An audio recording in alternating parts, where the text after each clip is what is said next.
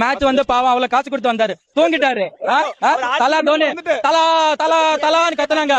தலா வந்து தலா கீழே போட்டு போயிட்டாரு. அப்படி 2 மேட்சா ப்ரோ, 2 மேட்ச் 9 மேட்ச்ல 2 மேட்சா, பாவமா இருக்குது. வணக்கம் நண்பா, நானுங்கள் ஜான் ஜேடி. இந்த வருஷம் ஐபிஎல் மேட்ச் என்னன்னே தெரியலங்க. அதாவது சிஎஸ்கே வந்து ஆரம்பத்துல இருந்தே பாத்தீங்கன்னா ஒரு பேட்டரி மேட்ச் தான் போயிட்டு இருக்கு. அதுலயும் பாத்தீங்கன்னா இவர் வந்து ஆர்சிபி, இந்த ஆர்சிபி வந்து வச்சு செய்யறாங்க. அதுவும் சிஎஸ்கே வந்து டார்கெட் பண்ணி செய்யறாங்க நினைக்கிறேன். ஸோ அது மட்டும் இல்லாம பாத்தீங்கன்னா இவர் வந்து ஒரு விஷயம் ஒன்று சொன்னாரு கடைசியா.